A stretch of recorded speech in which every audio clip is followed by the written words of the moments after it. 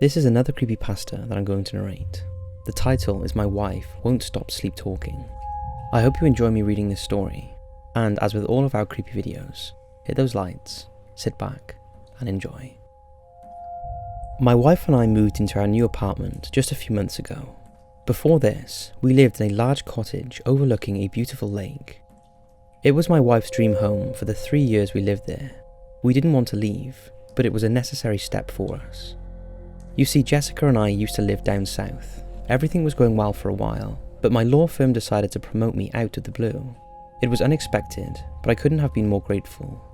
Unfortunately, the job entailed transferring to another one of our many branch locations. The one in question was in New England. We spoke long and hard on the matter, but eventually Jess agreed to the move. It's important to note that the dollar doesn't stretch as far up north as it does down south. It's also harder to find employment. That's why we were downgrading our living space. Until Jess could find another job, we would have to suffer. At least, that's the way she looked at it. Tensions were high the first few weeks after the move. I could tell Jess was irritable. She missed our old house, our old friends, and working a steady job. She had nothing to do with all of her free time, so she was bored out of her skull. This led to many fights. For a while, it seemed like we would never settle in. About a month after the move, things started looking up. Jess found temporary work as a part-time editor at the local TV station. She loved the work and couldn't have been happier with her co-workers. I couldn't have been happier for her. Everything seemed to be fine for a while. Not perfect, but fine. This was when the sleep talking began. It was to be expected, and honestly, I'm surprised it didn't start up sooner. You see, my wife is a restless sleeper whenever there's a big change in her life, good or bad. It happened when we got married, when we moved into our first home, and when she had the miscarriage. I'll touch more on that later. Jess knows she sleep talks because I used to bring it up from time to time. I would laugh each morning, recalling the weird things she said the night before. This always made her uncomfortable. She seemed to be embarrassed by it. That's why, after her first night of sleep talking in our new apartment, I didn't say anything. The sleep talking went on for a couple of weeks. It was at this time that Jess's temp job at the TV station came to an end. Without a job to keep her mind off of things, her nightly outbursts became much worse. She began screaming at odd times during the night, in which I would be forced to calm her down. One night, her screams turned into tears. As she was crying, she said something I'll never forget. "I wish you were dead." I knew my wife was asleep, but as I sat there by her side, calming her the best I could, I felt the need to press the matter. "You wish who were dead, hon?" To my surprise, she responded, "You." This caught me off guard. It's a strange thing to want your husband dead, and even stranger while you're asleep. "Why?" I asked. "You're ruining my life." Those 4 words cut deep. Whether they were meant or merely the product of a tired mind, they were the kind of words that demanded self-reflection. I wondered for a moment if I truly was ruining her life, or at least if I were to blame for her night terrors. My wife remained silent for the rest of the night. I know this because I stayed up. Contemplation and worry kept me from a good night's rest. I didn't believe for a second that my wife really wanted me dead, but her late night antics were certainly a cause for concern. Between the screaming episodes and the morbid dialogue, this was the worst her condition had ever been. The next morning, I came pretty damn close to telling her about what had happened, but I kept thinking about how she'd react and what she'd say. It was too much. I didn't want to burden her any more than I already had, especially after she'd just been laid off.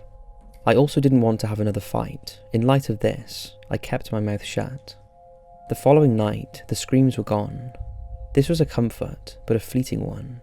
Out of the blue, just as I was about to shut my eyes and call it a night, the sleep talking commenced once again. Sometimes I think about how I do it. I chalked this statement up to pure dream-induced nonsense, but then she continued, "While you're asleep in bed, I'll get up and go to the kitchen." I didn't know what she was talking about, but as she kept speaking, it dawned on me. There were some moments of inaudible gibberish, but from the bits and pieces that were fluent, I could paint a pretty good picture of what she was describing. Reach into, grab knife, over and over again, blood oozing off the bed, can't ruin my life anymore. My wife was describing her plan to murder me. As deeply unsettling as this was, I couldn't help but chuckle to myself. It was just a dream after all, nothing more. I can't say I haven't done some weird things in my own dreams, things I would never do in real life. Jess was mad at me over the move, and she was working out her frustration while she slept. At least, that's what I convinced myself. The sleep talking continued for a few weeks. I hoped that Jess's midnight venting sessions were doing her some good, but without a degree in psychology, I couldn't be certain. All I could do was listen to her ramble about offing me each night and wait for her condition to run its course. The longest her sleep talking had ever lasted was a month, so it was safe to say it would be over soon. A month passed, then 2. Jess didn't let up. Every night it was the same routine, either nonsense or babblings about how she'd like to hurt me. It was getting old, but one night changed everything.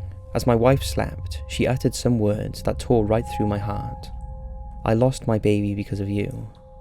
My emotions swirled about and formed a sour concoction that rested in the pit of my stomach. This time I had to know what she meant. "What do you mean?" There was a brief moment of silence, but eventually Jess offered me an answer. There was some gibberish mixed in, but she was able to get her point across. "You made me want kids, you put life in me, now I'm alone." This struck a nerve and caused a few tears to roll down my cheeks. It was my idea to have kids. Jess never wanted children, but she made herself want them for me. That's why, after the miscarriage, I was surprised to find her absolutely devastated. I had no clue how much she'd warmed up to the idea of having a baby. My tears were interrupted by more sleep talking of the worst variety. "I will kill you, I promise." That was the last thing she said all night. It's been roughly a week since my wife made that promise. As disturbing as that threat was, I could have easily brushed it off with the rest. Assuming it too was the product of stress and was nothing for me to worry about. Unfortunately, I can't stop worrying about it. Jess is scaring the crap out of me. I'm now taking short naps and sleeping with one eye open, and it's all because of one thing. Now she's sleepwalking.